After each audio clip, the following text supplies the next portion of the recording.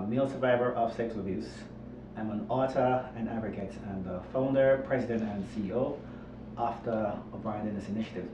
So this is week 5 of the conversation live chat. So before we actually go into live chat and I introduce to you my guest, I first need to explain the vision of the Body Dysfunction Initiative. Our vision is to create an environment where both men and boys can speak freely and openly about sexual violence and grow up free from sexual abuse. So in 2014, OD started a conversation, which is a male support group, which is provided for survivors of sexual abuse, and it is run by men and for men. What we've decided to do is we've decided to take a somewhat non-traditional approach and step outside of the therapeutic box per se, and there is a clinician, therapist, or counselor that is present in the group. However, they're not in charge of the group. The group is run solely by these men. So this is my 5th week doing this, and I'm a firm believer in intention. So my intention in doing the live chat is to create a atmosphere and a platform where these men who are survivors, who I will be engaged in conversation with, will actually speak their truth. It is also my intention for you, the audience, to actually see their level of vulnerability and to get a better understanding of the life that they've been living and to actually hear more about their stories. So apart from my intention, my purpose is to allow you, the viewers, is to get a broader understanding of male sexual abuse. So too often we're consumed in trying to get more detail in terms of the graphic nature of the abuse, and I'm a firm believer that it makes no sense to re-traumatize people. So I'm not here on this platform trying to re-traumatize anyone or having anyone to relive their story. So we're not going to go there. We're going to have a conversation about how these men have dealt with abuse, how much of a survivor they are, the things that they've done to cope, and for the most part, we're going to talk about the positive things and how much they have really allowed their traumatic experience to uplift them as individuals. Bear in mind, without power and control, the abuse cannot occur. So yet again, as I said, this is our 5th week, and I am very, very proud to introduce guest Malik Stewart. So, Malik, thank you so much for coming on live chat with me. No problem. And I think the last time I met you was 3-4 years ago, I think. Yeah. And so, before Malik go and introduce himself, we had a photo exhibition that we did at the Schaumburg earlier on this year, and it's titled The Ripple Effects of Male Sex Abuse. And Malik's picture actually dealt with body dysmorphism. And further on in the segment, we're going to talk more about that, but the floor is yours. My name is Malachi. I'm currently working at Whitman Walker Health Center. For those of you who don't know, that's a clinic that's like known in the nation's capital to work a lot in the LGBTQ community. So currently I'm working providing medical hearing support alongside medical providers to patients who are living with HIV. Alright. So, bear in mind, I keep saying this over and over again. It's not an interview, it's just me and you just having one-on-one conversation. Don't even worry that the cameras are here. And I haven't seen in a while, so this is more catch-up. We've been talking back and forth via phone, but this is our first time seeing each other in quite a while.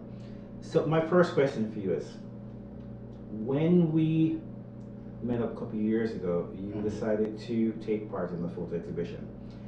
And I know firsthand that it's not easy being vulnerable, just living in that space, telling your truth. So before I even talk about your photo concept, what is it like to be vulnerable?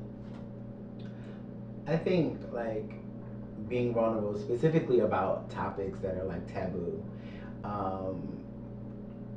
I think is very, I would describe the feeling as kind of like, it would be like walking into a room like where everybody has clothes on and you're the only person naked. Like that's how it feels, because you immediately like, in some ways it's easier to like be physically naked than it is to be emotionally. Like that part is very You know what I mean? It's very like, it's very at your core. You like have totally let off your guards down, and like now people see you, and it can be scary. You know, I hope Dr. Brené Brown don't even think I'm trying to plug in her book as much as I'm doing this every week. So, Dr. Brené Brown, who's a PhD and a licensed clinician, she wrote Daring Greatly, and I got introduced to this by my best friend, by the way. So I'm gonna leave this right here. It's so intriguing when you made mention of being naked, because I remember reading Daring Greatly and how much Dr. Brené spoke about in order for someone to become vulnerable is as if they're becoming naked and standing up before a huge group of people. And when you're able to face that level of truth, that's when you really come to terms with what vulnerability is. So my understanding of vulnerability came from this book. And another word which we often struggle with as a survivor is shame.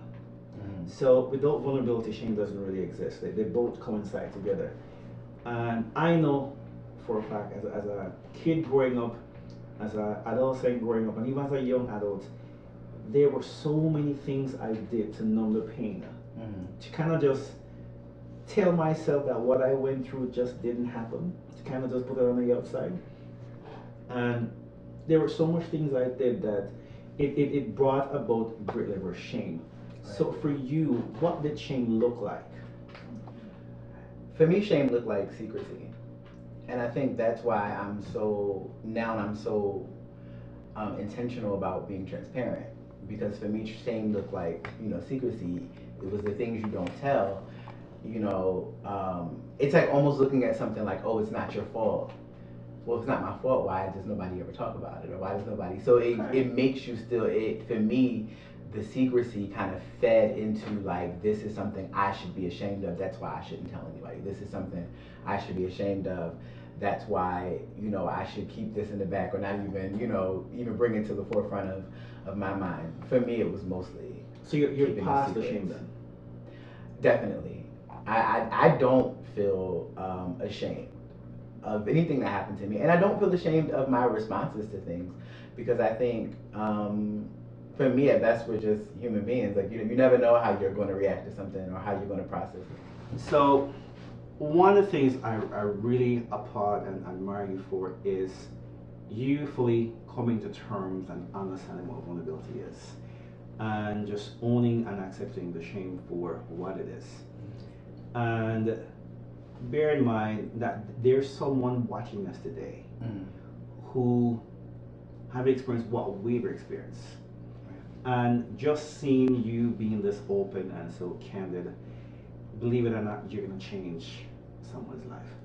So it's obvious we're both black men. So from a cultural standpoint, you're African American, my heritage is Jamaican. Our cultures aren't too far-fetched. Right. As a black man growing up in this country who have experienced sexual trauma, how did you deal with your family, and how did your family look at you having this conversation, being this open, this candid? How has your family looked at you as a man? I didn't tell my family. I actually didn't tell anyone about the sexual abuse until I was 18. Whoa. It was the first time I told anybody, and I remember telling my godmom. The first time I told anybody in my family, I was 23. And that was because I was at a place at that point where I was ready to start talking about it publicly. And I felt like, well, I guess we should have this conversation first before you hear it, like on the street, because I was in a different place at that time. I think until 18, I was that person who I just felt so ashamed of it that like I planned to never talk about it again and never recall it even. So, just for the viewers, to kind of give a timeline, because you made mention of 18 when you first told the story. When did the abuse actually occur? The sexual abuse occurred it started when I was 6. And it went on till I was 8. And after that, the next experience I had with sexual violence was at 17, where I was sexually assaulted. And I think that's why 18 made it. You decided to tell the story. Yeah, a year after that, I decided to say not about the assault. I wasn't ready to talk about that because it was too fresh. But it made me want to like talk. I felt like I needed to talk about the assault, so I kind of used the sexual abuse as a way like to test the waters. Like maybe they can handle me 6'8", you know, having this experience, and I was really wanting to see what their reaction would be to that before I kind of went completely. All right. So I'm not doing this with the intention of doing theories or putting data, but you spoke about 6 or 7, and then you got molested again, sexual assault at 17, and you told the story at 18. So for you, the viewers, based on studies conducted in the U.S., 1 in 6 men will be sexually abused by the time they're 18 years old. 1 in 6, that's a whole lot. And bear in mind, to this day, we're still lacking on data. So I'm hoping by you having this conversation with me, by me using this platform to help you to tell your story, there are more men like us, and this is not about our skin color either. Right. More men who have experienced sexual trauma will come forth and talk about what they're going through. So going back into your story. So between 6, 7, going into 17, didn't tell anybody. No.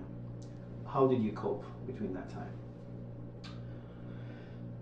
Between 6, I think after I was 6 and 7, and I think just for me, because my abuser happened to be a person who was one of my first like male role models, and he wasn't that much. He was in like 8th grade, and I was in 1st. So you know, but he was like my like big brother, and the grooming process had been so long. Because that was my first male role model, sorry, I kind of associated like attention from men or like my relationship with men with like that experience. I think after the sexual like assault, I definitely became a very like defensive person. Okay. And became like definitely that person that's like going to get you before you get me. There was no like concept of like PTSD, you know, at this time, and well, for me. So that came about later on. So later on, I understood those concepts, so I didn't understand why I was responding the way I was, but like, if I was to go out and meet somebody or go out to a club, I like definitely had a knife in my pocket, definitely had a, you know, like I always was carrying something, because I was like, I'm never going to get like, yeah, because I don't know, for me, like that feeling that I felt during the assault, I decided like I would never feel like that again. Like I would never be in a place where somebody can do something to me and there's like nothing I can do about it. So there's a word you use which I really want to kind of talk a little bit more, grooming. And I kind of chuckle a bit when you use the word grooming, because I remember what happened to me when I was younger also. So you and I both know, without that trust factor, that trust component, right, it's never going to happen. It can't happen. Right. You see, too often there's this notion that when sexual abuse occur, either as a child, teenager, as a grown adult, is this animalistic thing that goes on. Somebody get cut, there's blood, there's a rope, there's a chain, there's a whip. Kind of sound somewhat erotic, but I'm really sorry, but we didn't experience anything erotic right now. Going through sex abuse. No. Our abusers were able to wean on, yet again, our level of vulnerability. Right. They saw something that most people on the outside could not see. And probably for the normal person just looking in, we kind of look like normal kids, but they were able to groom us. Right. So for a mother looking on us, or even a family member, just be more mindful about the male figures that are around our young boys. The grooming is going to happen. It happens within sports, basketball, football, West Indian, cricket, any kind of sporting activity, athletics. The grooming comes on. So outside of that, I hate to talk about how to numb certain pain. Over the past 5 weeks doing, you're number 5.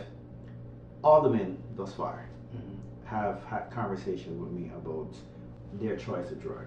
Mm. So, what has been your choice of drug since you've now come to terms and you know open? So, what has been your choice of drug? I think so. I feel like I had two choices of drugs, and like two varying, like kind of times in my life. Okay. I think when I was younger, and when I say younger, I mean like middle school.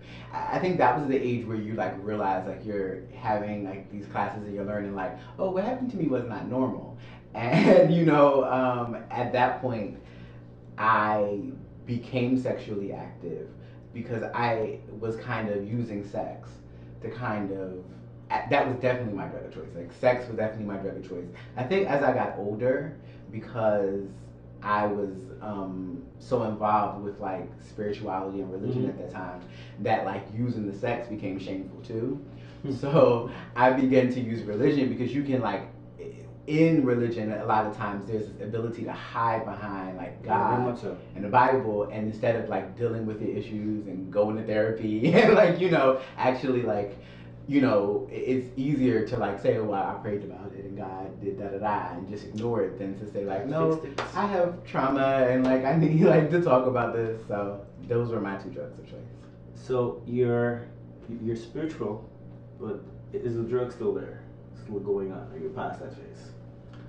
I would say no. I'm because I've learned to be comfortable with being uncomfortable. Okay. And I think that the process it will last a lifetime. So I don't think I'm ever going to be like fixed, or I'm going to ever be like completely like at a place where it no longer affects my life in any way. But I'm okay with like I'm okay if something happens and I'm triggered, and I'm okay with using words like I'm triggered by this, or using and I think for me therapy made me okay with that because it took away like that. It was a place where I like kind of worked out that shame factor and just like things happen to people and like you know what I mean. Okay. So I'm gonna touch on the therapy thing in a bit. Okay.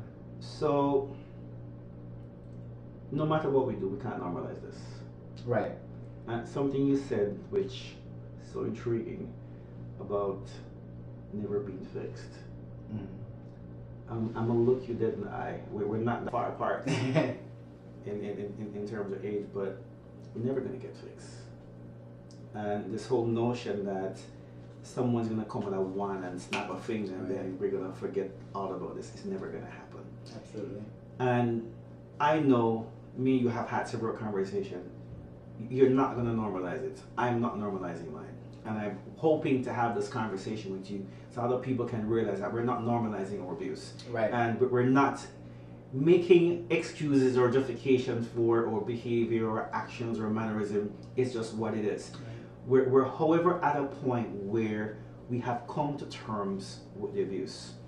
You've dealt with the vulnerability part, you've dealt with the shame part, and I know for a fact you've forgiven yourself for the most part, because in order for you to be here, some aspect of forgiveness had to have been there.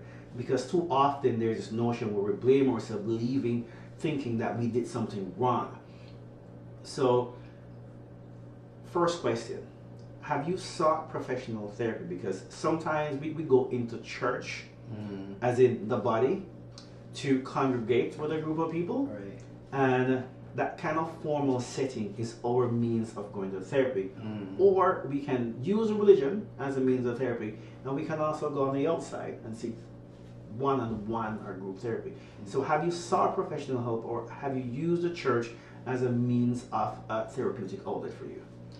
So at first I used the church. Okay. And that's something I would recommend for people because for me it didn't go well. Because especially because I just happened to belong to a conclave of people who like really didn't support therapy. It was like God can do it, God can fix it kind of a thing. You prayed away. Right. Prayed away. And I think it was once I started to kind of pull back from the church and pull into the therapy that I really like. It was when I felt going to therapy, like, yes, I went to therapy, and it was, I went to trauma therapy, I've been to cognitive therapy, and I think for me, that was a place where we could really work on the issues, and I could have, like, the tools to deal with the reality of you know, like you said, we're not going to be fixed. So Mhm. these are the things I must live with. Like, I need tools to be able to cope. And that's why I learned how to cope. So that's, I'm like loving this conversation so much because no, I'm really liking it because it's more giving people tools. Right. So that whole notion where we're not gonna get fixed, but we understand that when that feeling, when that emotion comes in, what therapy actually does, as in formal traditional therapy does for us, is it actually gives us the tool sets, the skill set to say, okay, so I'm going down the steps. I'm going down very slowly. I'm going down gradually. But you can actually catch yourself before you fall. So when the sex comes in, when the drinking comes in, you won't get into being overly promiscuous. Yeah, you may have one or a few sexual partners. You may decide to take up the drink, but it's not to a point where it takes control of you or it consumes you for who you are. So another topic which I know you're like very open and very candid in talking about, and you're openly gay. I know you got married 2 years ago, right? Yeah, almost 2 years ago. Almost 2 years ago. All right. So what I told you, congrats, a long time ago. So I know, without a doubt, there are people looking at me right now. So, oh Jesus, there we go again. And we ain't gonna call no word, but we know what's being said, right? All right. And just in silence, we know exactly what's being said. Do you believe that there's a correlation between you being sexually abused and you identifying as a black gay man? No, not for me. I know that when I was younger, I didn't have a word for it. Like, I wasn't like running around kindergarten like, oh, I'm gay.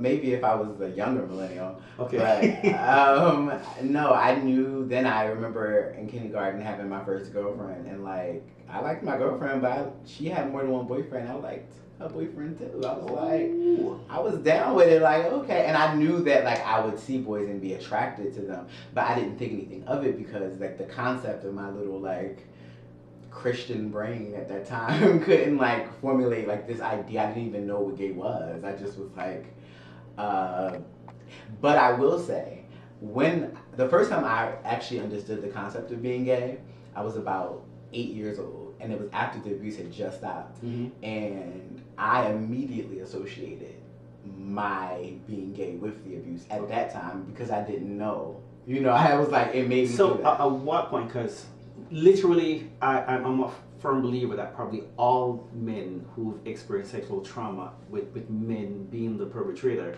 of the abuse at some point in time have that question mark in their head if they grew up to identify as gay, or even if they identify as heterosexual. There's always that question mark. So because of what he did to me, does it mean that am I questioning? Right. Is the point where there's some level of pleasure that came out of the act. So is it because I enjoyed it? Does that really mean? So I'm saying this to say that when the sexual abuse occur, especially male to male, what young boys experience is normal body reaction. It's just normal. Right. I remember going through puberty, and you probably could relate to me quite clearly. Just say sex and hard, right? Just what it is. So, you know me already. I really don't like to focus or dwell too much on this whole gay thing because it kind of sends the wrong message. Right. But in affirming you are a black man who identify as gay, and that's it. And there's no correlation between your abuse and who you are as a person right now. Absolutely. And I'm really thankful for you just explaining and expounding on that part. So I'm going to touch more into the exhibition. Okay. I remember when Michael Edelo Jr. told me that he wanted to kind of have something completely different with the exhibition. And I was like, okay, I want ripples. And out of nowhere, Michael called me and said, hey, guess what? Have you ever heard of body dysmorphia? And I'm like, He said, I kept doing some research and I found this concept and I'm learning a whole lot from it. And I'm hoping that someone of the guys who I'm going to interview for the exhibition will tell me that they can easily relate to it. And here you were. And bear in mind, today is my first day ever hearing your conversation, your story. Never spoke about it before. And I remember when we were doing the shoots, and we had to put the tape on the mirror. The black tape on the mirror. And I read the definition, I read the clinical terminology, I did my own research. And in that moment, I remember when I think Michael took probably over 500 shots. And finally, when we decided that we're going to actually have you peel the tape off the mirror, it became so surreal, because then in that moment I fully understood what you were going through. So for the viewers who have never heard of body dysmorphism, so what happens is survivors of sexual assault report feeling and having behavior that are either entirely consistent with the effects of objectification. Almost all persons or individuals who have experienced sexual trauma have dealt with some level of body shame. So body dysmorphia is an anxiety disorder that causes a person to have a distorted view of how they look and spend a lot of time worrying about their appearances. So it's not about me, because I'm all about this. So how have you dealt with this over the years? I've only been able to deal with body dysmorphia therapeutically. Like, it had to be, because there's no cure for body dysmorphia. No. So it is something that you'll have to just continue to deal with. And I would be lying if I said it's not something I'm still continuing to deal with. I only know today I'm better. Today I have more tools. And but I remember when we did the photo shoot, and I was like kind of having a hard time getting into it as well, until he put the black tape on the mirror and he said, now peel it. And like when I was peeling it and I was looking at my reflection, the first thing I did was like, oh my God, like I immediately started thinking about like, oh my God, and they take pictures and I look like this. And so like my face when he was like, well, respond to what you're seeing, was like genuine. I was genuinely like, I look a mess. But that was just a real moment. And so I deal with it now by just taking the tools and the things that I've gained and learned in therapy, and continuing to try to use them and continuing to do therapy when I need to. So a lot of people don't understand that they probably have seen it, heard about body dysmorphia in a whole different light or different context, but it is not too different from anorexia, where people struggle with body image, and they will eat food, and the moment they start to eat, they start to purge. So if you were to have a conversation with your younger self, younger Malik, probably, let me not even your age, like, just pick a number. If you were to have a conversation with your younger self, what would you say to your younger self? I think if I was going to have a conversation with my younger self, I'm going to pick an age. I'm going to say around 5. Okay. I would tell my younger self that he was good enough, and that, like, you're going to live in life and people are going to tell you, like, or make you feel like, you're not good enough, or that there's something wrong with you. But I would tell my younger self, like, that you are, because I think that would be the most important thing for him to know. All right, so we're going to wrap up in a bit. What do you know for sure? After all that you've lived, all the stuff you've gone through, in this moment right now with me, what do you know for sure? What I know for sure is not just that myself, but I know that people are extremely resilient, and that they are of a capacity to overcome and survive through things than any of us think. We all think certain things would destroy us, then those things happen, you're still here. And I think that it's important for people to realize that no matter what you've been through, like, there is an ability to overcome. So one of the things I've always told people over the years is I'm always thankful for the experience, not the abuse per se, but the journey to get me to where I'm at right now. And whilst I may not have a religion, as in a church or a group, or but that this is where I go on a weekly basis, but I'm deeply spiritual. And I believe that everything in this life happens for a reason. And I understand how much your trauma has impacted your life. But I'm going to preach Bible to you. Matthew 5 verses 16 said, let your light shine so bright before men that they may see your good work. What you're doing, you're allowing that eternal light on the inside to shine so bright that somebody will hear your story and realize that you're not alone. So, my brother, it's been a pleasure. Thank you for having me on your platform. And it is a pleasure seeing you again and having this conversation. I hope I can come to DC and show the information so you can come on another platform with me. Absolutely. So, yet again, we're ending live chats week 5. And for those of you who want to get more information on what we're doing, please go to our website. It's www.obdi.org. And I'm gonna beg some money. We don't get public funding. We don't get money from the government. It comes from my pocket and all the friends and my followers from both Facebook and Instagram who it's not about me. They're realizing what I'm doing and the lives that I'm trying to change. And please, I'm asking you, we're having a garden party next month on August 26th. We're asking for as much donation as you can. Please go to the website. You can give $5 or $10. Honestly, every $5, every $10 will add up eventually. And for those of you who are looking for information on our training manual, which is titled Understanding Child Sexual Abuse, which is written by both myself and Dr. Kim Arrington, please go directly to the website and click on the link. And you can send us an email directly and we'll tell you how we can either do it one-on-one or come into your organization.